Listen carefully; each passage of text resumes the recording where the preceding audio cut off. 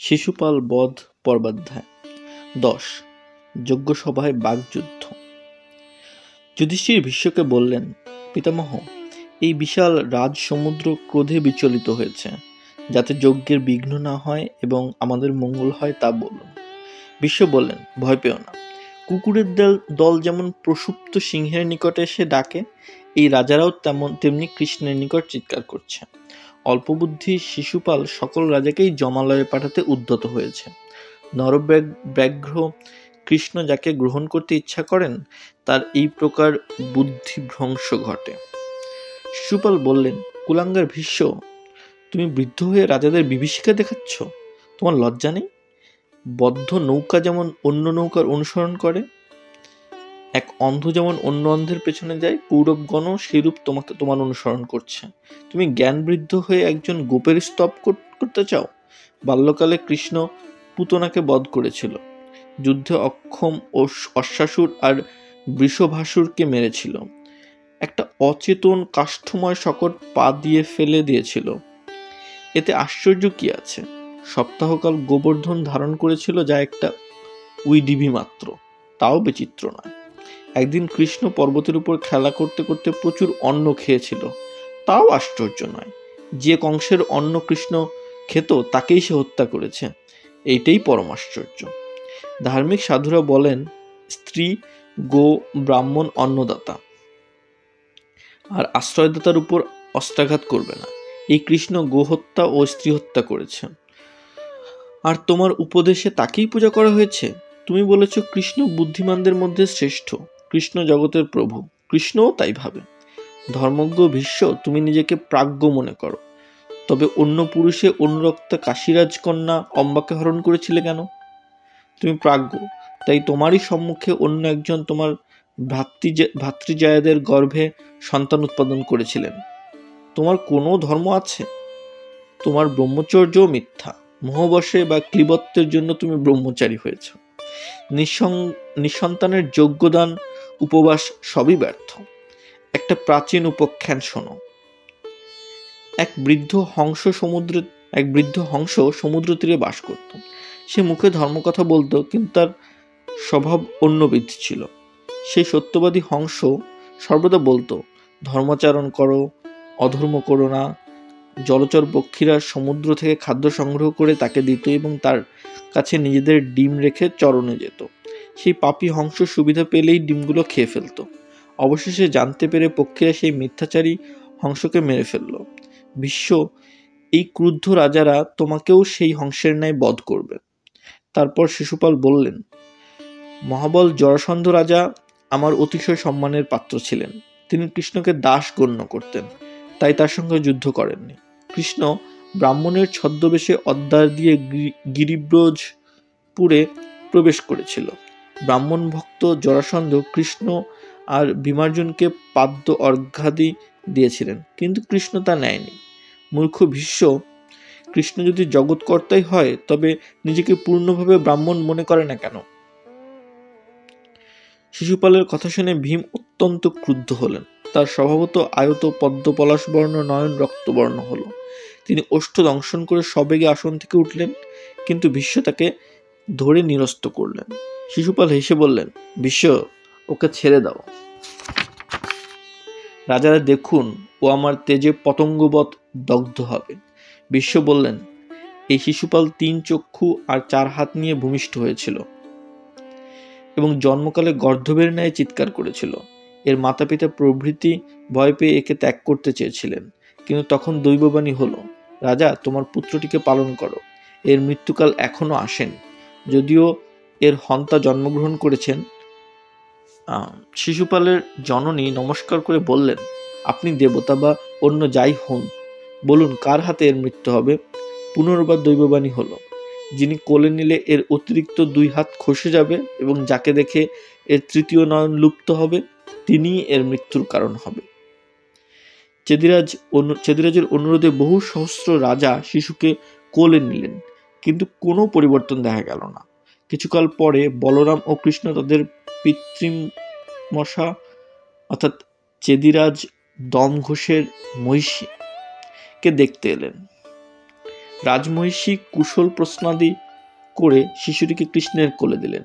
তৎক্ষণাৎ তার অতিরিক্ত 2 বাহু খসে গেল এবং তৃতীয় চক্ষু ললাটে নিমজ্জিত হলো। মহিষী বললেন, কৃষ্ণ, আমি ভয়ার্ত হয়েছি, তুমি বর দাও যে শিশুপালের অপরাধ ক্ষমা করবে।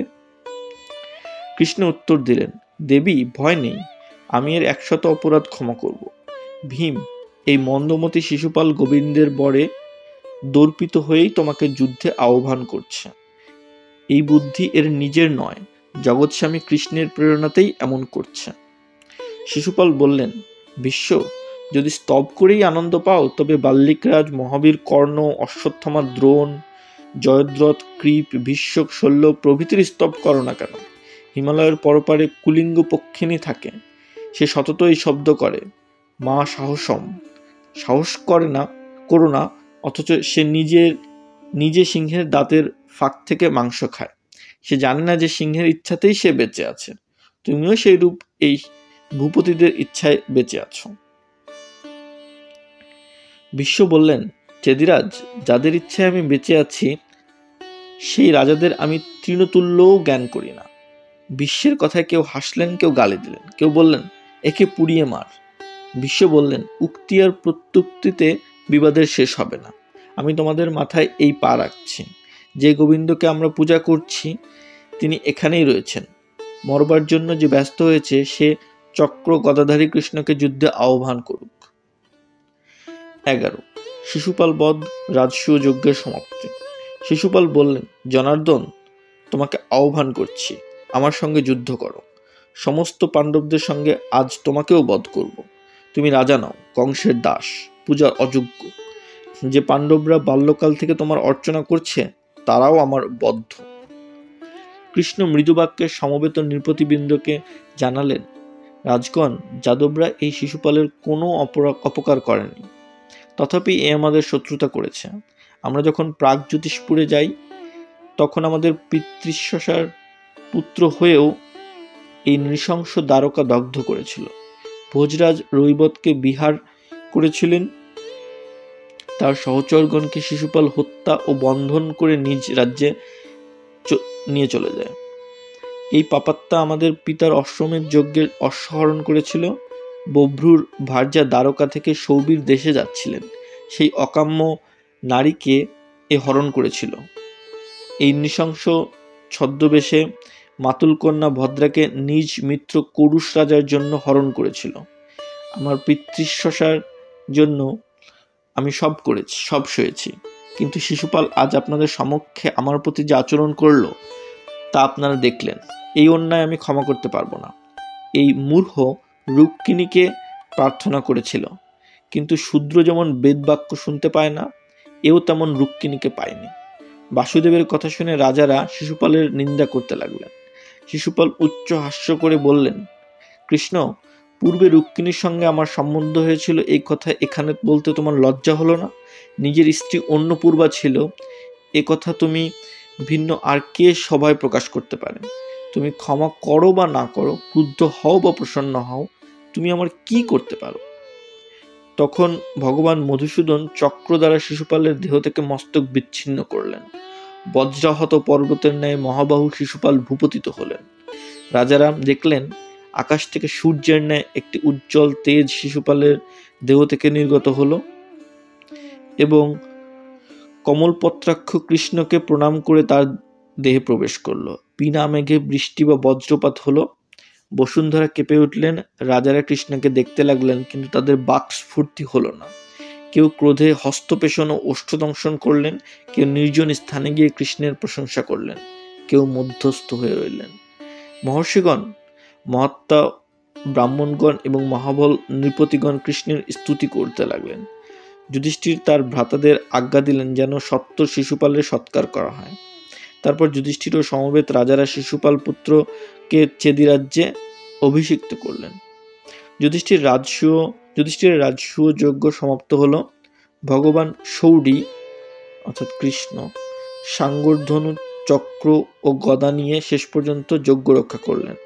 যুধিষ্ঠির অববৃত স্নান অর্থাৎ যজ্ঞান্ত স্নান করলে সমস্ত ক্ষত্রিয় রাজারা তার কাছে গিয়ে বললেন, মহারাজ, ভাগ্যক্রমে আপনি সাম্রাজ্য পেয়েছেন এবং অজমির বংশের যশবৃদ্ধি করেছেন। এই যজ্ঞে সুমহৎ ধর্মকার্য করা হয়েছে, আমরাও সর্বপ্রকারে সৎকৃত হয়েছি। এখন আজ্ঞা করুন, আমরা নিজ নিজ রাজ্যে যাব। যুধিষ্ঠিরের আদেশে তার ভ্রাতারা ধৃষ্টদ্যুম্ন, অভিমন্যু এবং দ্রৌপদীর পুত্রগণ প্রধান প্রধান রাজাদের অনুগমন করলেন। কৃষ্ণ বিদায় চাইলে যুধিষ্ঠির বললেন, গোবিন্দ, তোমার প্রসাদেই আমার যজ্ঞ সম্পন্ন হয়েছে, সমগ্র ক্ষত্রিয় মণ্ডল আমার বশে এসেছে, কি বলে তোমাকে বিদায় দেব? তোমার অভাবে আমি স্বস্তি পাব না। তারপর সুভদ্রা ও দ্রৌপদীকে মিষ্ট বাক্যে তুষ্ট করে কৃষ্ণ মেঘবর্ণ গরুর ধ্বজ রথে দ্বারকায় প্রস্থান করলেন। দূত পর্বাধ্যায় 12। দুর্যোধনের দুঃখ, শকুনির মন্ত্রণা। ইন্দ্রপ্রস্থে বাসকালে শকুনির সঙ্গে দুর্যোধন পাণ্ডব সভার সমস্ত ঐশ্বর্য ক্রমে ক্রমে দেখলেন। স্ফটিকময় এক স্থানে জল আছে মনে করে তিনি পরিধেয় বস্ত্র টেনে তুললেন। পরে ভ্রম বুঝতে পেরে নিজের লজ্জায় বিষণ্ণ হলেন। আর এক স্থানে পদ্মশোভিত সরোবর ছিল, স্ফটিক নির্মিত মনে করে দুর্যোধন চলতে গিয়ে তাতে পড়ে গেলেন। ভৃত্যরা হেসে তাকে অন্য বস্ত্র এনে দিল। তিনি বস্ত্র পরিবর্তন করে এলে ভীমার্জুন প্রভৃতিও হাসলেন। দুর্যোধন ক্রোধে তাদের প্রতি দৃষ্টিপাত করলেন না। অন্য এক স্থানে তিনি দ্বার আছে মনে করে স্ফটিকময় প্রাচীরের ভেতর দিয়ে যেতে গিয়ে মাথায় আঘাত পেলেন। আরেক স্থানে কপাট আছে ভেবে ঠেলতে গিয়ে সম্মুখে পড়ে গেলেন এবং অন্যত্র দ্বার খোলা থাকলেও বন্ধ আছে ভেবে ফিরে এলেন। এরূপ নানা প্রকারে বিড়ম্বিত হয়ে তিনি অপ্রসন্ন মনে হস্তিনাপুরে প্রস্থান করলেন। শকুনি জিজ্ঞাসা করলেন, দুর্যোধন, দীর্ঘ নিঃশ্বাস ফেলছ কেন? দুর্যোধন বললেন, মাতুল, অর্জুনের অস্ত্র প্রভাবে সমস্ত পৃথিবী যুধিষ্ঠিরের বশে এসেছে এবং তার রাজস্ব যজ্ঞ সম্পন্ন হয়েছে দেখে আমি ঈর্ষায় দিবারাত্র দগ্ধ হচ্ছি। কৃষ্ণ শিশুপালকে বধ করলেন, কিন্তু এমন কোনো পুরুষ ছিল না যে তার শোধ নেয়। বৈশ্য যেমন কর দেয়, সেইরূপ রাজারা বিবিধ রত্ন এনে যুধিষ্ঠিরকে উপহার দিয়েছেন। আমি অগ্নি প্রবেশ করব, বিষ খাবো, জলে ডুববো, জীবন ধারণ করতে পারবো না। যদি পাণ্ডবদের সমৃদ্ধি দেখে সহ্য করি, তবে আমি পুরুষ নই, স্ত্রী নই, ক্লীব নই।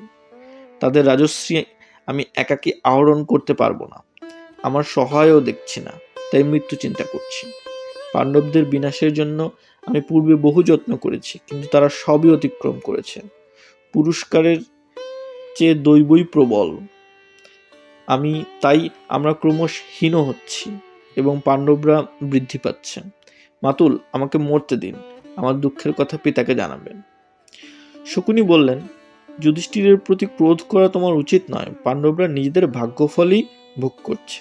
তারা পৈতৃক রাজ্যের অংশই পেয়েছে এবং নিজের শক্তিতে সমৃদ্ধ হয়েছে, তাতে তোমার দুঃখ হচ্ছে কেন?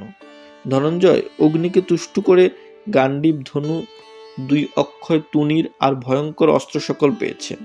সে তার কার্মুক আর বাহুর বলে রাজাদের বশে এনেছে, তাতে খেদের কি আছে? ময়দানবকে দিয়ে সে সভা করিয়েছে, কিঙ্কর নামক রাক্ষসটা সেই শোভা রক্ষা করে, তাতেই বা তোমার দুঃখ হবে কেন? তুমি অসহায় নও। তোমার ভ্রাতারা আছেন মহাধনুর্ধর দ্রোণ, অশ্বত্থামা, সুতপুত্র কর্ণ, কৃপাচার্য, আমি ও আমার ভ্রাতারা আর রাজা সোমদত্ত। এদের সঙ্গে মিলে তুমি সমগ্র বসুন্ধরা জয় করতে পারো। দুর্যোধন বললেন, যদি অনুমতি দেন তবে আপনাদের সাহায্যে আমি পৃথিবী জয় করব। সকল রাজা আমার বশে আসবে, পাণ্ডব সভাও আমার হবে। শকুনি বললেন, পঞ্চু পাণ্ডব, বাসুদেব এবং সপুত্র দ্রুপদ, দেবতারাও এদের হারাতে পারেন না। যুধিষ্ঠিরকে যে উপায় জয় করা যায় তা আমি বলছি, শোনো। সে দ্রুত ক্রীড়া ভালোবাসে, কিন্তু খেলতে জানে না। তথাপি তাকে ডাকলে আসবেই। দূত ক্রীড়ায় আমার তুল্য নিপুণ ত্রিলোকে নেই। তুমি যুধিষ্ঠিরকে আহ্বান করো, আমি তার রাজ্য আর রাজলক্ষ্মী জয় করে নিশ্চয়ই তোমাকে দেব। এখন তুমি ধৃতরাষ্ট্রের অনুমতি নাও। দুর্যোধন বললেন, সুবলনন্দন, আপনিই তাকে বলুন, আমি পারবো না। 13। ধৃতরাষ্ট্র, শকুনি, দুর্যোধন সংবাদ। হস্তিনাপুরে এসে শকুনি ধৃতরাষ্ট্রকে বললেন, মহারাজ, দুর্যোধন দুর্ভাবনায় পাণ্ডুবর্ণ কৃশ হয়ে যাচ্ছে। কোনো শত্রুতার এই শোকের কারণ? আপনি এ বিষয়ে অনুসন্ধান করেন না কেন? ধৃতরাষ্ট্র দুর্যোধনকে বললেন, পুত্র, তোমার শোকের কারণ কি? মহৎ ঐশ্বর্য আর রাজচ্ছত্র তোমাকে আমি দিয়েছি। তোমার ভ্রাতারা আর বন্ধুরা তোমার অহিত করেন না। তুমি উত্তম বসন পড়ছ, সমাংস অন্ন খাচ্ছ, উৎকৃষ্ট অশ্ব, মহার্ঘ শয্যা, মনোরমা নারীবৃন্দ, উত্তম বাসগৃহ ও বিহারস্থানও তোমার আছে। তবে তুমি দিনের ন্যায় শোক করছো কেন? দুর্যোধন উত্তর দিলেন, পিতা, আমি কাপুরুষের ন্যায় ভোজন করছি, পরিধান করছি এবং কালের পরিবর্তন প্রতীক্ষা করে দারুণ ক্রোধ পোষণ করছি। আমাদের শত্রুরা সমৃদ্ধ হচ্ছে, আমরা হীন হয়ে যাচ্ছি। এ কারণেই আমি বিবর্ণ কৃশ হচ্ছি। ৮৮,০০০ স্নাতক গৃহস্থ এবং তাদের প্রত্যেকে ৩০টি দাসী যুধিষ্ঠির পালন করেন। তার ভবনে প্রত্যহ ১০,০০০ লোক স্বর্ণপাত্রে উত্তম অন্ন খায়। বহু রাজা তার কাছে কর নিয়ে এসেছিলেন এবং অনেক অশ্ব, হস্তি, উষ্ট্র, স্ত্রী, পট্টবস্ত্র, কম্বল প্রভৃতি উপহার দিয়েছেন। শত শত ব্রাহ্মণ কর দেবার জন্য এসেছিলেন, কিন্তু নিবারিত হয়ে দ্বার দেশেই অপেক্ষা করছিলেন। অবশেষে যুধিষ্ঠিরকে জানিয়ে সভায় প্রবেশ করতে পান। বহু রত্নভূষিত স্বর্ণময় কলস ও উৎকৃষ্ট শঙ্খ দিয়ে বাসুদেব যুধিষ্ঠিরকে অভিষিক্ত করেছেন। তা দেখে আমার যেন জ্বর এলো। প্রত্যহ ১,০০,০০০ ব্রাহ্মণের ভোজন শেষ হলে একটি শঙ্খ বাজত। তার শব্দ শুনে আমার রোমাঞ্চ হতো। যুধিষ্ঠিরের তুল্য ঐশ্বর্য ইন্দ্র, যম, বরুণ বা কুবেরেরও নেই। পাণ্ডুপুত্রদের সমৃদ্ধি দেখে আমি মনে মনে দগ্ধ হচ্ছি, আমার শান্তি নেই। মহারাজ, আমার এই অক্ষবিত মাতুল দ্রুত ক্রিয়ায় পাণ্ডবদের ঐশ্বর্য হরণ করতে চান, আপনি অনুমতি দিন। ধৃতরাষ্ট্র বললেন, মহাপ্রাজ্ঞ বিদুরের উপদেশে আমি চলি, তার মত নিয়ে কর্তব্য স্থির করব। তিনি দূরদর্শী, ধর্মসঙ্গত ও উভয় পক্ষের হিতকর উপদেশই তিনি দিবেন। দুর্যোধন বললেন, মহারাজ, বিদুর আপনাকে বারণ করবেন, তার ফলে আমি নিশ্চয়ই মরব। আপনি বিদুরকে নিয়ে সুখে থাকবেন। পুত্রের এই আর্তবাক্য শুনে ধৃতরাষ্ট্র আদেশ দিলেন, শিল্পীরা শীঘ্র একটি মনোরম বিশাল সভা নির্মাণ করুক।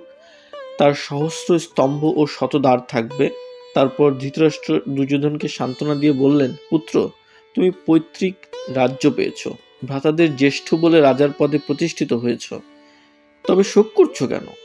পাণ্ডব সভায় কিরূপ বিড়ম্বনা আর উপহাস ভোগ করছিলেন তা জানিয়ে দুর্যোধন বললেন, মহারাজ, যুধিষ্ঠিরের জন্য বিভিন্ন দেশের রাজারা যে উপহার এনেছিলেন তার বিবরণ শুনুন। কম্বোজ রাজ স্বর্ণখচিত মেষ লোম নির্মিত এবং গর্তবাসী প্রাণী ও বিড়ালের লোম নির্মিত আচরণ বস্ত্র এবং উত্তম চর্ম দিয়েছেন। ত্রিগর্তরাজ বহুশত অশ্ব, উষ্ট্র ও অশ্বতর দিয়েছেন।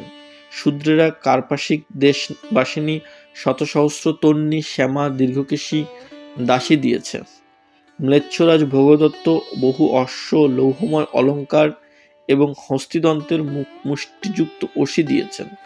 দ্বিচক্ষু, ত্রিচক্ষু মেঘাস্থেনিসের ভারত বিবরণে এই সকলের উল্লেখ আছে। ললাটচক্ষু, উষ্ণিশধারী, বস্ত্রহীন, রোমশ, নরখাদক, একপাদ, চীন, শক, উড্র, বর্বর, বনবাসী, হারহুন প্রভৃতি লোকেরা নানা দিক থেকে এসেছিল। তারা বহুক্ষণ দ্বারদেশে অপেক্ষা করে তবে প্রবেশ করতে পেরেছিল। মেরু ও মন্দর পর্বতের মধ্যে সেই শৈলদা নদীর তীরে যারা থাকে, সেই খস, পারদ, কুলিঙ্গ প্রভৃতি জাতি রাশি রাশি পিপিলক স্বর্ণ এনেছিল। পিপিলিকারা যা ভূমি থেকে তোলে।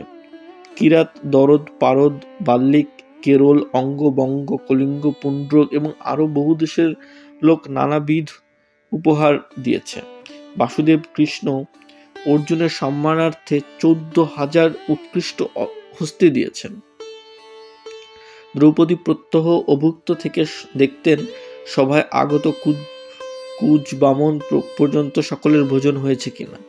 কেবল ২ রাষ্ট্রের লোক যুধিষ্ঠিরকে কর দেয়নি। বৈবাহিক সম্বন্ধের জন্য পাঞ্চালগণ এবং সখিত্বের জন্য অন্ধক ও বৃষ্ণি বংশীয়গণ রাজস্ব যোগ্য করে যুধিষ্ঠির হরিশ্চন্দ্রের ন্যায় সমৃদ্ধি লাভ করেছেন। তা দেখে আমার আর জীবন ধারণের প্রয়োজন কি? ধৃতরাষ্ট্র বললেন, পুত্র, যুধিষ্ঠির তোমার প্রতি বিদ্বেষ করে না। তার যেমন অর্থবল ও মিত্রবল আছে, তোমারও তেমন আছে। তোমার আর পাণ্ডবদের একই পিতামহ, ভ্রাতার সম্পত্তি কেন হরণ করতে ইচ্ছা করো? যদি যজ্ঞ করে ঐশ্বর্য লাভ করতে চাও, তবে ঋত্বিকরা তার আয়োজন করুন। তুমি যজ্ঞে ধন দান করো, কাম্যবস্তু ভোগ করো, স্ত্রীদের সঙ্গে বিহার করো, কিন্তু অধর্ম থেকে নিবৃত্ত হও। দুর্যোধন বললেন, যার নিজের বুদ্ধি নেই, কেবল বহু শাস্ত্র শুনেছে, সে শাস্ত্রার্থ বোঝে না। দর্বি অর্থাৎ হাতা যেমন সুপের স্বাদ বোঝে না, অর্থাৎ ডালের। আপনি পরের বুদ্ধিতে চলে আমাকে ভোলাচ্ছেন কেন? বৃহস্পতি বলেছেন, রাজার আচরণ সাধারণের আচরণ থেকে ভিন্ন। রাজা সযত্নে স্বার্থ চিন্তা করবেন। মহারাজ, জয়লাভী ক্ষত্রিয়ের বৃত্তি। ধর্মাধর্ম বিচারের প্রয়োজন নেই। অমুক শত্রু অমুক মিত্র এরূপ কোনো লেখ্য প্রমাণ নেই, চিহ্ন নেই। যে লোক সন্তাপের কারণ সেই শত্রু। জাতি অনুসারে কেউ শত্রু হয় না, বৃত্তি সমান হলেই শত্রুতা হয়। শকুনি বললেন, যুধিষ্ঠিরের যে সমৃদ্ধি দেখে তুমি সন্তপ্ত হচ্ছ, তা আমি দূত ক্রিয়ায় হরণ করব। তাকে আহ্বান করো। আমি সুদক্ষ দূতজ্ঞ, সেনার সম্মুখীন না হয়ে পাশা খেলেই অজ্ঞ পাণ্ডবদের জয় করব, তাতে সন্দেহ নেই। পণই আমার ধনু, অক্ষয় আমার বাণ, ক্ষেপণের দক্ষতাই আমার ধনুর গুণ, আসনই তোমার রথ। ধৃতরাষ্ট্র বললেন, আমি মহাত্মা বিদুরের মতে চলে থাকি, তার সঙ্গে কথা বলে কর্তব্য স্থির করব। পুত্র, প্রবলের সঙ্গে কলহ করা আমার মত নয়। কলহ অলৌহময় অস্ত্রস্বরূপ, তাতে বিপ্লব উৎপন্ন হয়। দুর্যোধন বললেন, বিদুর আপনার বুদ্ধিনাশ করবেন, তাতে সংশয় নেই। তিনি পাণ্ডবদের হিত যেমন চান, তেমন আমাদের চান না। প্রাচীনকালের লোকেরাও দূত ক্রিয়া করেছেন, তাতে বিপদ বা যুদ্ধের সম্ভাবনা নেই। দৈব যেমন আমাদের, তেমন পাণ্ডবদেরও সহায় হতে পারেন। আপনি মাতুল শকুনির বাক্যে সম্মত হয়ে পাণ্ডবদের দূত সভায় আনার জন্য আজ্ঞা দিন।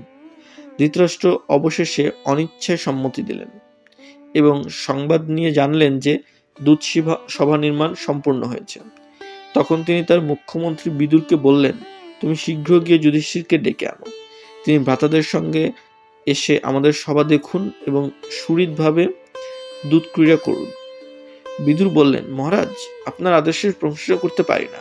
দূতের ফলে বংশনাশ হবে, পুত্রদের মধ্যে কলহ হবে। ধৃতরাষ্ট্র বললেন, বিদুর, দৈব যদি প্রতিকূল না হয়, তবে কলহ আমাকে দুঃখ দিতে পারবে না।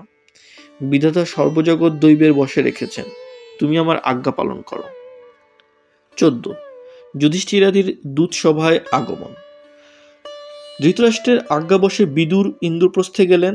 যুধিষ্ঠির বললেন, খত্তা, মনে হচ্ছে আপনার মনে সুখ নেই। আপনি কুশলে এসেছেন তো? বৃদ্ধ রাজার পুত্র প্রজারা বসে আছে তো? কুশল জ্ঞাপনের পর বিদুর বললেন, রাজা যুধিষ্ঠির, কুরুরাজ ধৃতরাষ্ট্র তোমাকে এই বলেছেন, তোমার ভ্রাতারা এখানে যে সভা নির্মাণ করেছেন তা তোমাদের সভারই তুল্য। এসে দেখে যাও। তুমি তোমার ভ্রাতাদের সঙ্গে এখানে এসে সুহৃদভাবে দ্রুত ক্রিয়া করো, আমোদ করো। তোমরা এলে আমরা সকলেই আনন্দিত হব। যুধিষ্ঠির বললেন, দ্রুত থেকে কলহ উৎপন্ন হয়, বুদ্ধিমান ব্যক্তির তা রুচিকর নয়। আপনার কি মত? বিদুর বললেন, আমি জানি যে দূত অনর্থের মূল, তার নিবারণের চেষ্টাও আমি করেছিলাম, তথাপি ধৃতরাষ্ট্র আমাকে পাঠিয়েছেন। যুধিষ্ঠির, তুমি বিদ্বান, যা শ্রেয় তাই করো। যুধিষ্ঠির বললেন, শকুনির সঙ্গে খেলতে আমার ইচ্ছে নেই, কিন্তু ধৃতরাষ্ট্র যখন ডেকেছেন তখন আমি নিবৃত্ত হতে পারি না। পরদিন যুধিষ্ঠির দ্রৌপদী, ভাতৃগণ ও পরিজনদের নিয়ে হস্তিনাপুরে যাত্রা করলেন। সেখানে উপস্থিত হয়ে ভীষ্ম, দ্রোণ, কর্ণ, কৃপ, দুর্যোধন, শল্য, শকুনি প্রভৃতির সঙ্গে দেখা করে ধৃতরাষ্ট্রের গৃহে গেলেন। গান্ধারী তাকে আশীর্বাদ করলেন। ধৃতরাষ্ট্রও পঞ্চপাণ্ডবের মস্তকাঘ্রাণ করলেন।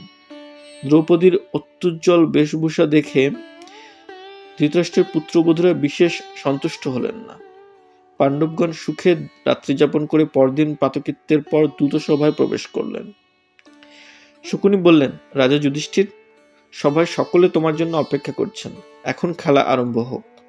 যুধিষ্ঠির বললেন, দ্রুতক্রিয়া শঠতাময় ও পাপজনক, তাতে ক্ষত্রোচিত পরাক্রম নেই, নীতিসঙ্গতও নয়, শঠতায় গৌরব নেই। শকুনি, আপনি অন্যায়ভাবে আমাদের জয় করবেন না। শকুনি বললেন, যে পূর্বেই জানে পাশা ফেললে কোন সংখ্যা পড়বে, যে সঠতার প্রণালী বোঝে এবং যে অক্ষক্রীড়ায় নিপুণ, সে সমস্তই সইতে পারে। যুধিষ্ঠির নিপুণ দূতকারের হাতে বিপক্ষের পরাজয় হয়, সে কারণে আমাদেরই পরাজয়ের আশঙ্কা আছে, তথাপি আমরা খেলব। যুধিষ্ঠির বললেন, আমি সঠতার দ্বারা সুখ বা ধন লাভ করতে চাই না। ধূর্ত দূতকারের সঠতা প্রশংসনীয় নয়। শকুনি বললেন, যুধিষ্ঠির, বেদজ্ঞ ব্রাহ্মণ ও বিদ্বানরাও সঠতার দ্বারা পরস্পরকে জয় করতে চেষ্টা করেন। এ প্রকার সঠতা নিন্দনীয় নয়। তবে তোমার যদি আপত্তি বা ভয় থাকে তবে খেলো না। যুধিষ্ঠির বললেন, আহ্বান করলে আমি নিবৃত্ত হই না, এই আমার ব্রত। এই সবাই কার সঙ্গে আমার খেলা হবে? পণ কে দেবে? দুর্যোধন উত্তর দিলেন, মহারাজ, আমি পণের জন্য ধনরত্ন দেব। আমার মাতুল শকুনি আমার হয়ে খেলবেন। যুধিষ্ঠির বললেন, একজন পরিবর্তে অন্যের খেলা রীতি বিরুদ্ধ মনে করি। যাই হোক, যা ভালো বোঝো তাই করো। 15. দ্রুত ক্রীড়া। এই সময় ধৃতরাষ্ট্র এবং তার পশ্চাতে অপ্রসন্ন মনে ভীষ্ম, দ্রোণ, কৃপ ও বিদুর সভায় এসে আসন গ্রহণ করলেন। তারপর খেলা আরম্ভ হলো। যুধিষ্ঠির বললেন, রাজা দুর্যোধন, সাগরের আবর্ত থেকে উৎপন্ন এই মহামূল্য মণি যা আমার স্বর্ণহারে আছে, তাই আমার পণ। তোমার পণ কি?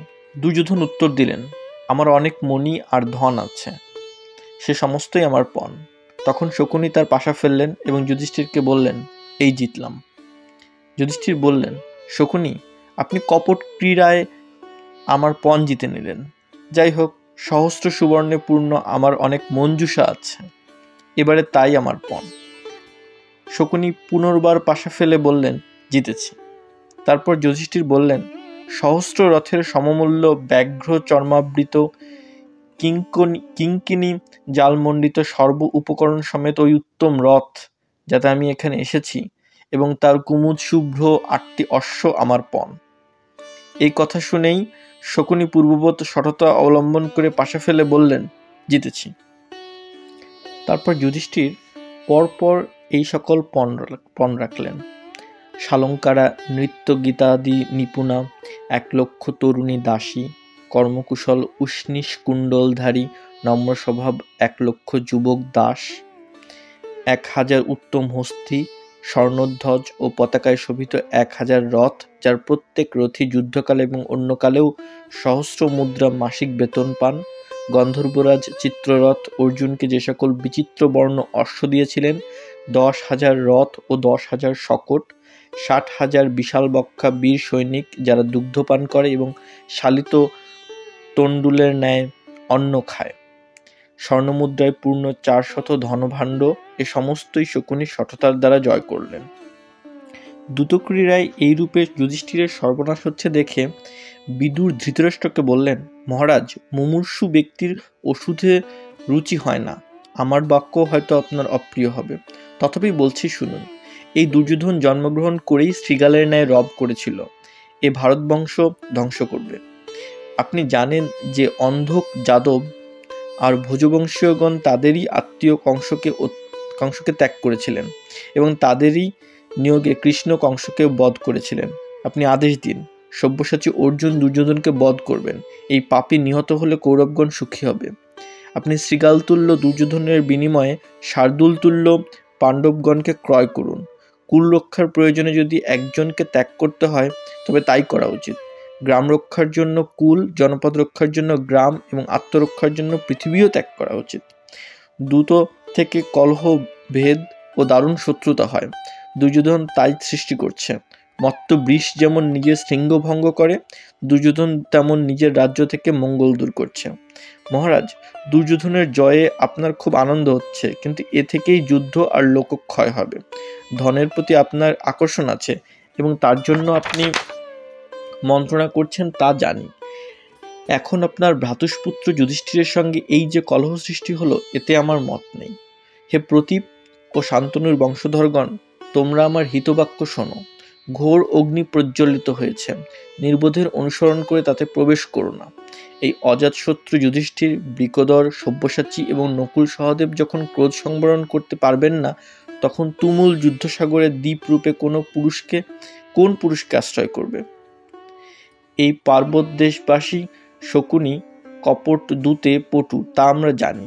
ও যেখান থেকে এসেছে সেখানেই চলে যাক। পাণ্ডবদের সঙ্গে তোমরা যুদ্ধ করো না। দুর্যোধন বললেন, খত্তা, আপনি সর্বদাই আমাদের নিন্দা আর মূর্খ ভেবে অবজ্ঞা করেন। আপনি নির্লজ্জ, যা ইচ্ছা তাই বলছেন। নিজেকে কর্তা ভাববেন না। আমার কিসে হিত হবে তা আপনাকে জিজ্ঞাসা করছি না। আমরা অনেক সয়েছি, আমাদের উত্ত্যক্ত করবেন না। একজনই শাসনকর্তা আছেন, দ্বিতীয় নেই। যিনি গর্ভস্থ শিশুকে শাসন করেন তিনিই আমার শাসক।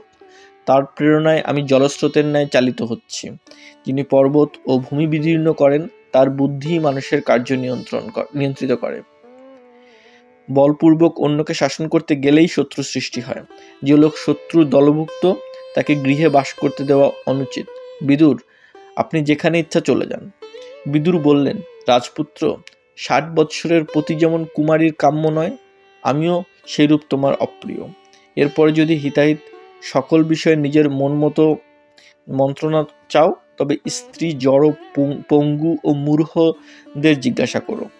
প্রিয়ভাষী পাপী লোক অনেক আছে, কিন্তু অপ্রিয় হিতবাক্যের বক্তা আর শ্রোতা দুই দুর্লভ। মহারাজ ধৃতরাষ্ট্র, আমি সর্বদাই বিচিত্র বীর্যের বংশধরদের যশ ও ধন কামনা করি। যা হবার তাই হবে।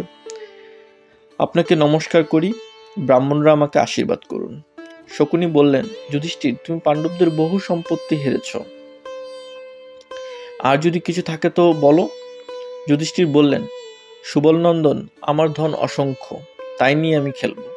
এই বলে তিনি পণ করলেন। অসংখ্য অশ্ব, গো, ছাগ, মেষ এবং পর্ণাশা ও সিন্ধু নদীর পূর্ব পারের সমস্ত সম্পত্তি, নগর, জনপদ, ব্রহ্মস্ব, বিভিন্ন সমস্ত ধন ও ভূমি, ব্রাহ্মণ ভিন্ন সমস্ত পুরুষ,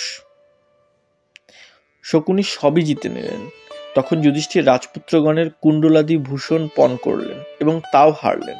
তারপর তিনি বললেন, এই শ্যামবর্ণ লোহিতাক্ষ সিংহস্কন্ধ মহাবাহু যুবা নকুল আমার পণ। শকুনি নকুলকে এবং তারপর সহদেবকেও জয় করে বললেন, যুধিষ্ঠির, তোমার প্রিয় 2 মাতৃপুত্রকে আমি জিতেছি। বোধহয় ভীম আর অর্জুন তোমার আরো প্রিয়। যুধিষ্ঠির বললেন, মূঢ়, তুমি আমাদের মধ্যে ভেদ জন্মাতে চাচ্ছ। শকুনি বললেন, মত্তলোক গর্তে পারে, প্রমত্তলোক বহুভাষী হয়। তুমি রাজা এবং বয়সে বড়, তোমাকে নমস্কার করি। লোকে জুয়া খেলার সময় অনেক উৎকট কথা বলে, অর্থাৎ আমার কথায় রাগ করো না। যুধিষ্ঠির বললেন, শকুনি, যিনি যুদ্ধে নৌকার ন্যায় আমাদের পার করেন তিনি শত্রুজয়ী ও বলিষ্ঠ। পণের অযোগ্য সেই রাজপুত্র অর্জুনকে পণ রাখছে। শকুনি পাশা ফেলে বললেন, জিতেছি। যুধিষ্ঠির বললেন, ব্রজধারী ইন্দ্রের ন্যায় যিনি যুদ্ধে আমাদের নেতা তিনি তির্যক প্রেক্ষী, অর্থাৎ যার চক্ষু বা দৃষ্টি বাঁকা। সিংহস্কন্ধ ক্রুদ্ধ স্বভাব, যার তুল্য বলবান কেউ নেই, পণের অযোগ্য সেই ভীমসেনকে পণ রাখছে। শকুনি পাশা ফেলে বললেন, জিতেছি। অবশেষে যুধিষ্ঠির নিজেকেই পণ রাখলেন এবং হারলেন। শকুনি বললেন, রাজা, কিছু ধন অবশিষ্ট থাকতে তুমি নিজেকে পণ রেখে হারলে, এতে পাপ হয়। তোমার প্রিয় পাঞ্চালী এখনো বিজিত হননি, তাকে পণ রেখে নিজেকে মুক্ত করো। যুধিষ্ঠির বললেন, যিনি অতি খর্বা বা অতি কৃষ্ণ নন, কৃষা বা রক্তবর্ণা নন, যিনি কৃষ্ণ কুঞ্চিত কেশী, পদ্মপলাসাক্ষী, পদ্মগন্ধা, রূপে লক্ষ্মী সমা, সর্বগুণান্বিতা, প্রিয়ংবদা, সেই দ্রৌপদীকে পণ রাখছে। ধর্মরাজ যুধিষ্ঠিরের এই কথা শুনে সভা বিক্ষুব্ধ হল। বৃদ্ধগণ ধিক ধিক বললেন।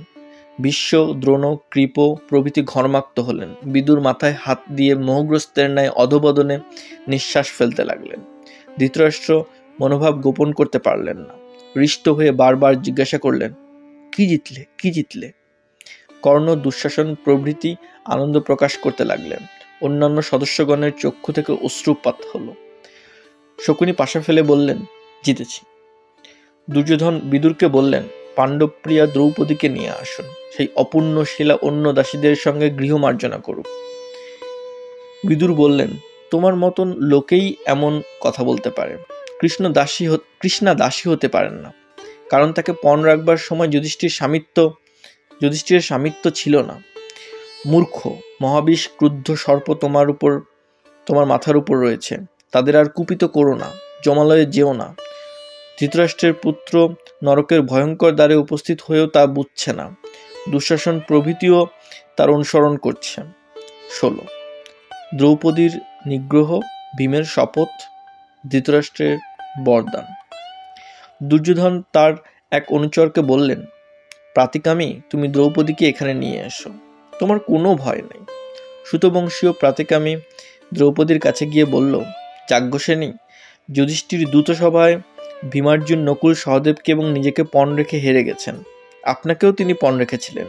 দুর্যোধন আপনাকে জয় করেছেন, আপনি আমার সঙ্গে আসুন। দ্রৌপদী বললেন, সুতপুত্র, তুমি দ্রুতকার যুধিষ্ঠিরকে জিজ্ঞাসা করে এসো, তিনি আগে নিজেকে না আমাকে হেরেছিলেন। প্রাতিকামী সভায় এসে দ্রৌপদীর প্রশ্ন জানালে যুধিষ্ঠির প্রাণহীনের ন্যায় বসে রইলেন, কিছুই উত্তর দিলেন না। দুর্যোধন বললেন, পাঞ্চালী নিজেই এখানে এসে প্রশ্ন করুন। প্রাতিকামী আবার গেলে দ্রৌপদী বললেন, তুমি ধর্মাত্মা নীতিমান সদস্যগণকে জিজ্ঞাসা করো, ধর্মানুসারে আমার কর্তব্য কি, তারা যা বলবেন আমি তাই করব। প্রাতিকামী সভায় ফিরে এসে দ্রৌপদীর প্রশ্ন জানালে সকলে অধমুখে নীরবে রইলেন। এই সময় যুধিষ্ঠির একজন বিশ্বস্ত দূতকে দিয়ে দ্রৌপদীকে বলে পাঠালেন, পাঞ্চালী, তুমি এখন রজস্বলা এক বস্ত্রা, এই অবস্থাতেই কাঁদতে কাঁদতে সভায় এসে শ্বশুরের সম্মুখে দাঁড়াও। দুর্যোধন পুনর্বার প্রাতিকামীকে বললেন, দ্রৌপদীকে নিয়ে এসো। প্রাতিকামী ভীত হয়ে বলল, তাকে কি বলবো? দুর্যোধন বললেন, এই সুতপুত্র ভীমের ভয়ে উদ্বিগ্ন হয়েছে। দুঃশাসন, তুমি নিজে দ্রৌপদীকে ধরে নিয়ে এসো। দুঃশাসন দ্রৌপদীর কাছে গিয়ে বললেন, পাঞ্চালী, তুমি বিজিত হয়েছ, লজ্জা ত্যাগ করে দুর্যোধনের সঙ্গে দেখা করো, কৌরবগণকে ভজনা করো। দ্রৌপদী ব্যাকুল হয়ে বেগে ধৃতরাষ্ট্রের পত্নীদের কাছে চললেন, কিন্তু দুঃশাসন তর্জন করে তার কেশ ধরলেন, যে কেশ রাজস্বীয় যজ্ঞের মন্ত্রপুত জলে সিক্ত হয়েছিল। দুঃশাসনের আকর্ষণে নতদেহ হয়ে দ্রৌপদী বললেন, মন্দ বুদ্ধি অনার্য, আমি এক বস্ত্রা রজস্বলা, আমাকে সবাই নিয়ে যেও না। দুঃশাসন বললেন, তুমি রজস্বলা, এক বস্ত্রা বা বিবস্ত্রা যাই হও, দূতে বিজিত হয়ে দাসী হয়েছ, আমাদের ভজনা করো। বিক্ষিপ্ত কেশে অর্ধস্খলিত বর্ষণে দ্রৌপদী সভায় আনীত হলেন।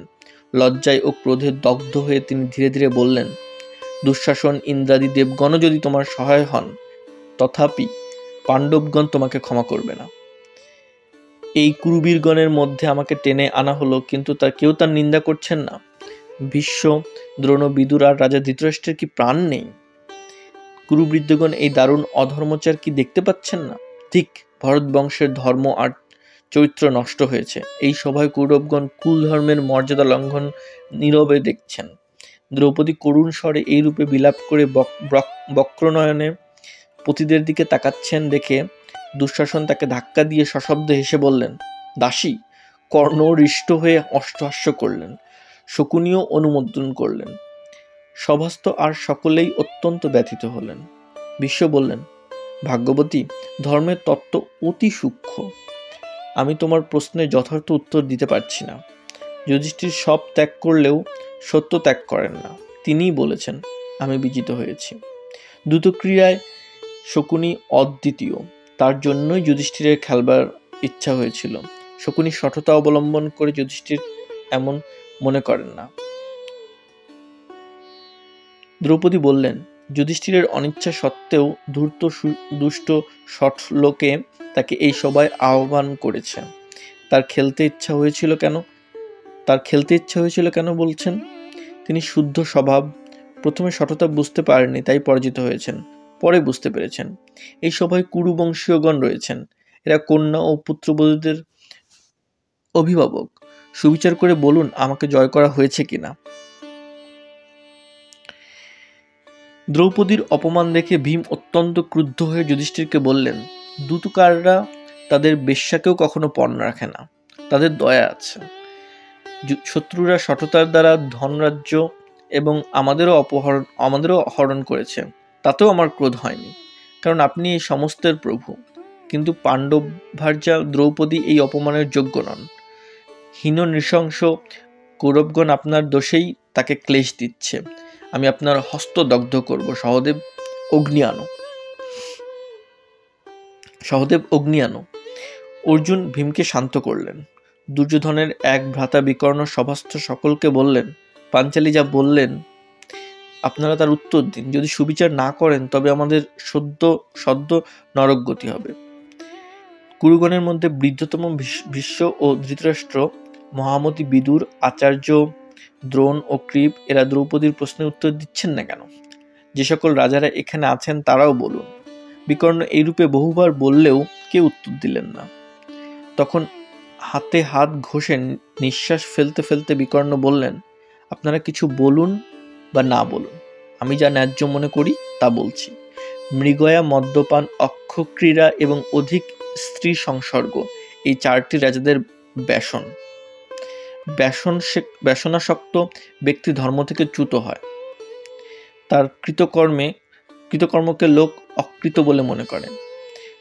যুধিষ্ঠির ব্যসনাসক্ত হয়ে দ্রৌপদীকে পণ রেখেছিলেন, কিন্তু সকল পাণ্ডবই দ্রৌপদীর স্বামী। আর যুধিষ্ঠির নিজে বিজিত হবার পর দ্রৌপদীকে পণ রেখেছিলেন, অতএব দ্রৌপদী বিজিত হননি। সবাই কোলাহল উঠল। অনেকে বিকর্ণের প্রশংসা আর শকুনির নিন্দা করতে লাগলেন। কর্ণ ক্রুদ্ধ হয়ে বললেন, এই সভার সদস্যগণ যে কিছু বলছেন না তার কারণ এরা দ্রৌপদীকে বিজিত বলেই মনে করেন। বিকর্ণ, তুমি বালক হয়ে স্থবিরের ন্যায় কথা বলছ। নির্বোধ, তুমি ধর্ম জানো না। যুধিষ্ঠির সর্বস্ব পণ করেছিলেন, দ্রৌপদী তার অন্তর্গত। তিনি স্পষ্ট বাক্যে দ্রৌপদীকেও পণ রেখেছিলেন। পাণ্ডবগণ তাতে আপত্তি করেননি। আরও শোনো, স্ত্রীদের এক পতি বেদবিহিত, দ্রৌপদীর অনেক পতি, অতএব এ বেশ্যা। শকুনি সমস্ত ধন ও দ্রৌপদী সমেত পঞ্চপাণ্ডবকে জয় করেছেন। দুঃশাসন, তুমি পাণ্ডবদের আর দ্রৌপদীর বস্ত্র হরণ করো। পাণ্ডবগণ নিজ নিজ উত্তরীয় বসন ফেলে দিলেন। দুঃশাসন দ্রৌপদীর বস্ত্র ধরে সবলে টেনে নেবার উপক্রম করলেন। লজ্জা থেকে ত্রাণ পাবার জন্য দ্রৌপদী কৃষ্ণ, বিষ্ণু, হরিকে ডাকতে লাগলেন। তখন স্বয়ং ধর্ম বস্ত্রের রূপ ধরে তাকে আবৃত করলেন। দুঃশাসন আকর্ষণ করলে নানা বর্ণে রঞ্জিত এবং শুভ্র শত শত বসন আবির্ভূত হতে লাগলো। সভায় তুমুল কোলাহল হলো। আশ্চর্য ঘটনা দেখে সভাস্থ রাজারা দ্রৌপদীর প্রশংসা আর দুঃশাসনের নিন্দা করতে লাগলেন। ক্রোধে হস্ত নিষ্পিষ্ট করে কম্পিত ওষ্ঠে ভীম উচ্চস্বরে বললেন, ক্ষত্রিয়গণ শোনো, যদি আমি যুদ্ধক্ষেত্রে এই পাপী দুর্বুদ্ধি ভরত কলঙ্ক দুঃশাসনের বক্ষ বিদীর্ণ করে রক্তপান না করি, তবে যেন পিতৃপুরুষগণের গতি না পাই। ভীমের এই লোমহর্ষকর শপথ শুনে রাজারা তার প্রশংসা এবং দুঃশাসনের নিন্দা করতে লাগলেন। সভায় দ্রৌপদীর বস্ত্র রাশীকৃত হলো। দুঃশাসন শ্রান্ত ও লজ্জিত হয়ে বসে পড়লেন।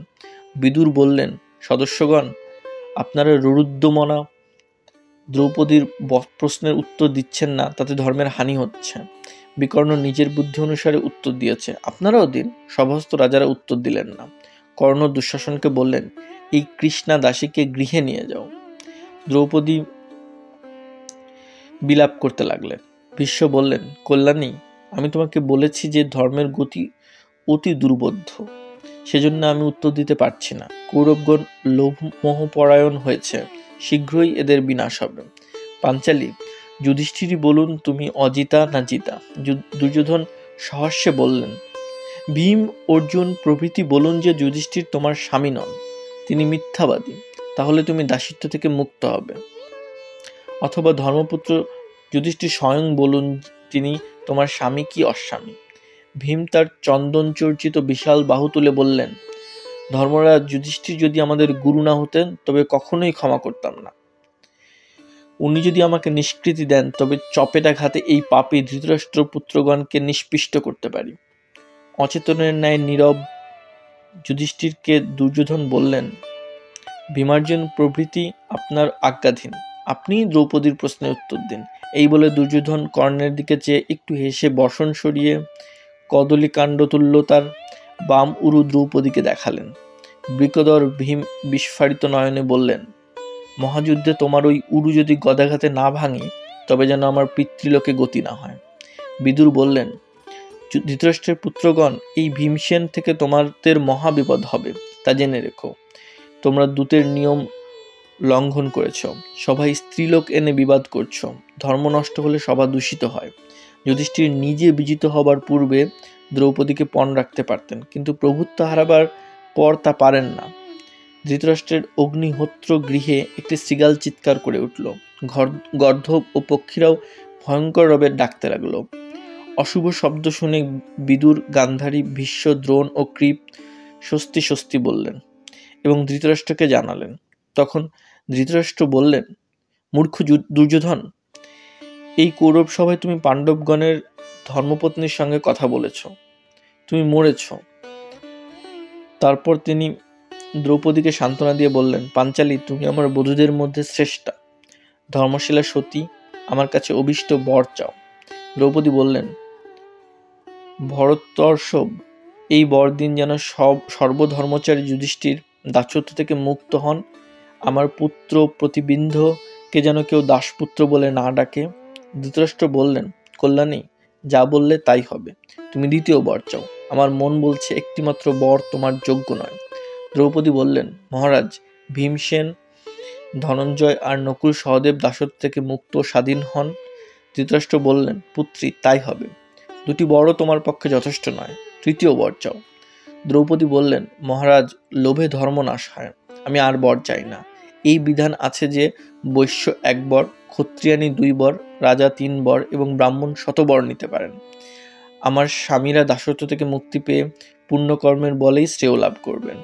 কর্ণ বললেন, দ্রৌপদী যা করলেন কোনো নারী তা পূর্বে করেছেন এমন শুনিনি।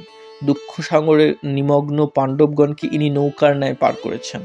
এই কথা শুনে ভীম দুঃখিত হয়ে বললেন, মহর্ষি দেবলের মতে পুরুষের তেজ 3টি, অপত্য, কর্ম ও বিদ্যা।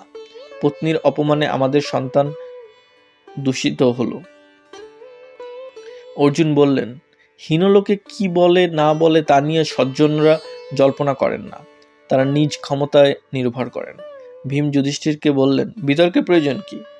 মহারাজ, আমি আজই সমস্ত শত্রুকে বিনাশ করব, তারপর আপনি পৃথিবী শাসন করবেন। যুধিষ্ঠির ভীমকে নিবৃত্ত করে বসিয়ে দিলেন এবং ধৃতরাষ্ট্রের কাছে গিয়ে কৃতাঞ্জলি হয়ে বললেন, মহারাজ, আমরা সর্বদাই আপনার অধীন, আদেশ করুন, এখন কি করব? ধৃতরাষ্ট্র বললেন, অজাতশত্রু, তোমার মঙ্গল হোক, সমস্ত ধন সমেত তোমরা নির্বিঘ্নে ফিরে যাও, নিজ রাজ্য শাসন করো। আমি বৃদ্ধ, তোমাদের হিতকর আদেশই দিচ্ছি। তুমি ধর্মের সূক্ষ্ম গতি জানো, তুমি বিনীত বৃদ্ধদের সেবক। যারা উত্তম পুরুষ তারা কারো শত্রুতা করেন না, পরের দোষ না দেখে গুণই করেন। এই সভায় তুমি সাধুজনোচিত আচরণ করেছ। বৎস, দুর্যোধনের নিষ্ঠুরতা মনে রেখো না। আমি তোমার শুভাকাঙ্ক্ষী, বৃদ্ধ অন্ধ পিতা। আমাকে আর তোমার মাতা গান্ধারীকে দেখো। তোমাদের দেখবার জন্য এবং এই 2 পক্ষের বলাবল জানবার জন্য আমি দ্রুত সভায় মত দিয়েছিলাম। তোমার ন্যায় শাসনকর্তা এবং বিদুরের ন্যায় মন্ত্রী থাকতে কুরুবংশীয়গণের কোনো ভয় নেই। এখন তুমি ইন্দ্রপ্রস্থে যাও, ভ্রাতাদের সঙ্গে তোমার সম্প্রীতি এবং ধর্মে মতি থাকুক। অনুদূত পূর্বাধ্যায় 17। পুনর্বার দ্রুত ক্রীড়া। পাণ্ডবগণ চলে গেলে দুঃশাসন বললেন, আমরা অতি কষ্টে যা হস্তগত করেছিলাম বৃদ্ধ তা নষ্ট করলেন। তারপর কর্ণ আর শকুনির সঙ্গে মন্ত্রণা করে দুর্যোধন তার পিতার কাছে গিয়ে বললেন, মহারাজ, বৃহস্পতি বলেছেন যে শত্রুরা যুদ্ধ না করেই অনিষ্ট করে তাদের সকল উপায়ে বিনষ্ট করবে। দংশনে উদ্যত সর্পকে কণ্ঠে ও পৃষ্ঠে ধারণ করে কে পরিত্যাগ করে? পিতা, ক্রুদ্ধ পাণ্ডবরা আমাদের নিঃশেষ করবে। আমরা তাদের নিগৃহীত করেছি, তারা ক্ষমা করবে না। আমরা আবার তাদের সঙ্গে খেলতে চাই। এবারে দ্রুতক্রীড়ায় এই পণ হবে, পরাজিত পক্ষ মৃগচর্ম ধারণ করে 12 বৎসর মহারণ্যে বাস এবং তারপর 1 বৎসর অজ্ঞাতবাস করবে। আমরা দ্রুত জয়ী হয়ে 12 বৎসরে রাজ্যে দৃঢ় প্রতিষ্ঠিত হব, মিত্র ও সৈন্য সংগ্রহ করব। 13 বৎসর পরে পাণ্ডবরা ফিরে এলে আমরা তাদের পরাজিত করব। ধৃতরাষ্ট্র সম্মত হয়ে বললেন, পাণ্ডবদের শীঘ্র ফিরিয়ে আনো। জ্ঞানবতী গান্ধারী তার পতিকে বললেন, দুর্যোধন জন্মগ্রহণ করলে বিদুর সেই কুলাঙ্গারকে পরলোকে পাঠাতে বলেছিলেন। মহারাজ, তুমি নিজের দোষের দুঃখ সাগরে মগ্ন হয়েও না। নির্বোধ অশিষ্ট পুত্রদের কথা শুনো না। পাণ্ডবরা শান্ত হয়েছে, আবার কেন তাদের ক্রুদ্ধ করছো? তুমি স্নেহবশে দুর্যোধনকে ত্যাগ করতে পারোনি, এখন তার ফলে বংশনাশ হবে। ধৃতরাষ্ট্র বললেন, আমাদের বংশ নষ্টই হবে, আমি তা নিবারণ করতে পারছি না। আমার পুত্রেরা যা ইচ্ছা হয় করুক। দুর্যোধনের দূত প্রাতিকামী যুধিষ্ঠিরের কাছে গিয়ে জানালো যে ধৃতরাষ্ট্র আবার তাকে দ্রুতক্রিয়ায় আহ্বান করেছেন। যুধিষ্ঠির বললেন, বিধাতার নিয়ম অনুসারেই জীবের শুভাশুভ ঘটে। বৃদ্ধ ধৃতরাষ্ট্র যখন ডেকেছেন তখন বিপদ হবে জেনেও আমাকে যেতে হবে। রাম জানতেন যে স্বর্ণময় জন্তু অসম্ভব, তথাপি তিনি স্বর্ণমৃগ দেখে লুব্ধ হয়েছিলেন।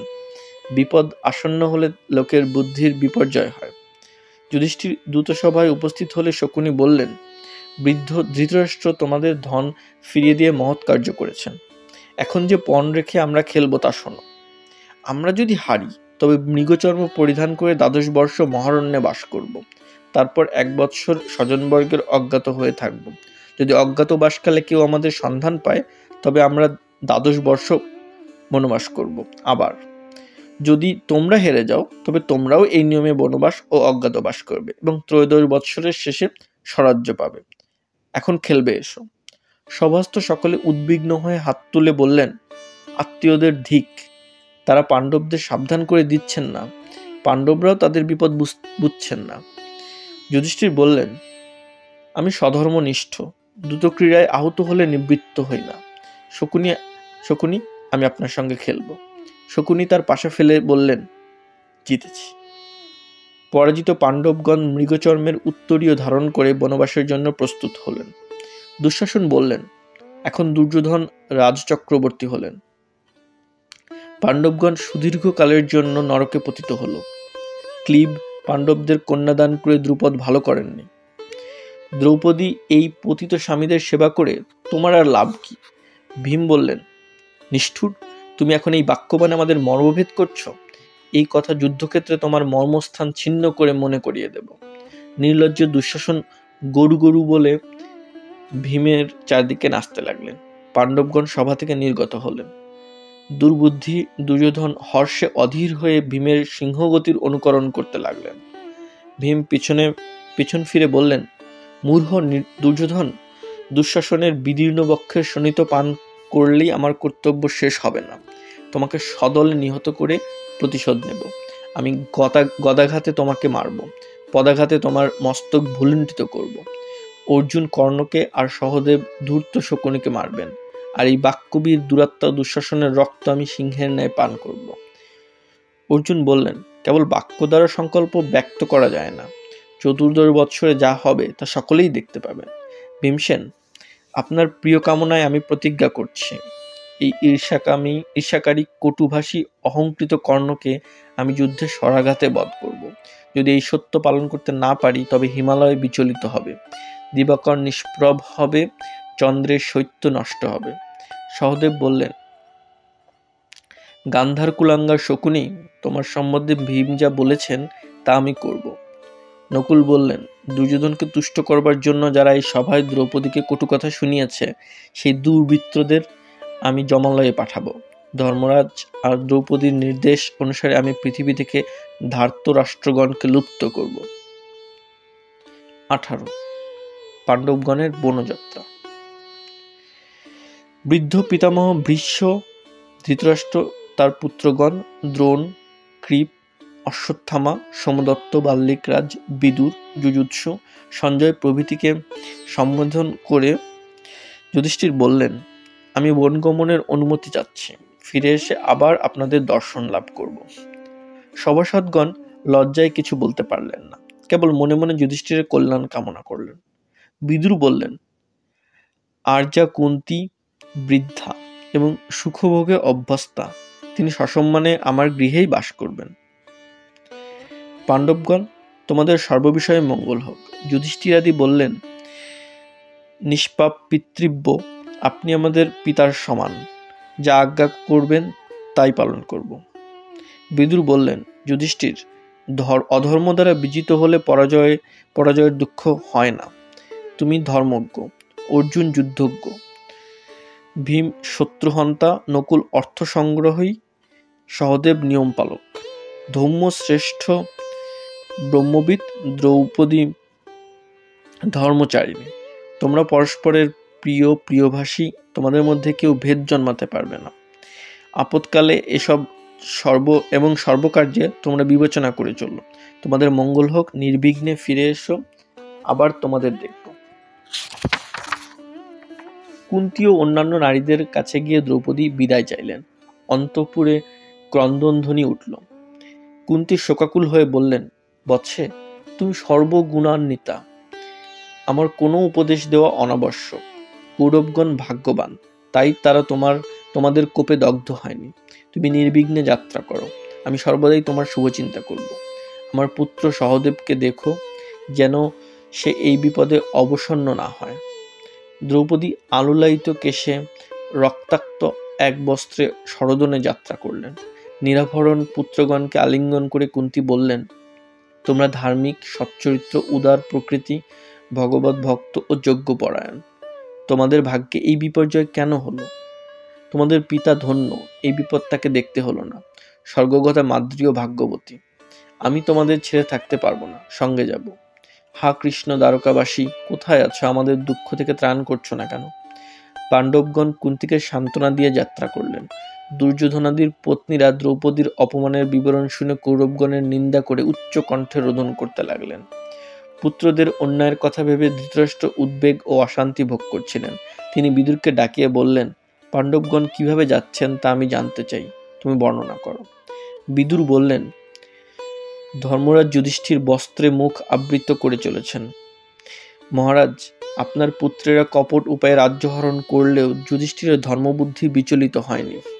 তিনি দয়ালু, তাই ক্রুদ্ধ হয়েও চক্ষু উন্মীলন করছেন না, পাছে আপনার পুত্রগণ দগ্ধ হয়। শত্রুদের উপর বাহুবল প্রয়োগ করবেন তা জানবার জন্য ভীম তার বাহুদয় প্রসারিত করে চলেছেন। বাণবর্ষণের পূর্বাভাস রূপে অর্জুন বালুকা বর্ষণ করতে করতে যাচ্ছেন। সহদেব মুখ ঢেকে এবং নকুল সর্বাঙ্গে ধুলি মেখে বিহবল চিত্তে চলেছেন। দ্রৌপদী তার কেশজালে মুখ আচ্ছাদিত করে সরোদনে অনুগমন করছেন। পুরোহিত ধৌম্য হাতে কুশ নিয়ে যমদেবতার সাম মন্ত্র গান করে পুরোভাগে চলেছেন। পুরবাসীগণ বিলাপ করছে, হায় আমাদের রক্ষকগণ চলে যাচ্ছেন। মহারাজ, পাণ্ডবগণের যাত্রাকালে বিনা মেঘে বিদ্যুৎ, ভূমিকম্প, অকালে সূর্যগ্রহণ প্রভৃতি দুর্লক্ষণ দেখা দিয়েছে। দেবর্ষি নারদ সভামধ্যে বললেন, দুর্যোধনের অপরাধে এবং ভীমার্জুনের বলে এখন থেকে 14 বর্ষে কৌরবগণ বিনষ্ট হবে। এই বলে তিনি অন্তর্হিত হলেন। বিপদসাগরের দ্রোণাচার্যই দ্বীপস্বরূপ এই মনে করে দুর্যোধন, কর্ণ ও শকুনি তাকেই রাজ্য নিবেদন করলেন। দ্রোণ বললেন, তোমরা আমার শরণাগত, তাই তোমাদের ত্যাগ করতে পারবো না। পাণ্ডবরা ফিরে এসে তোমাদের উপর প্রতিশোধ নেবে। বীরশ্রেষ্ঠ অর্জুনের সঙ্গে আমার যুদ্ধ করতে হবে, এর চেয়ে অধিক দুঃখ আর কি হতে পারে? যে দৃষ্টদ্যুম্ন আমার মৃত্যুর কারণ বলে প্রসিদ্ধি আছে, সে পাণ্ডব পক্ষেই থাকবে। দুর্যোধন, তোমার সুখ হেমন্তকালে তালোচ্ছায়ার ন্যায় ক্ষণস্থায়ী। অতএব যজ্ঞ দান আর ভোগ করে নাও। এখন থেকে 14 বৎসরে তোমার মহাবিনাশ হবে।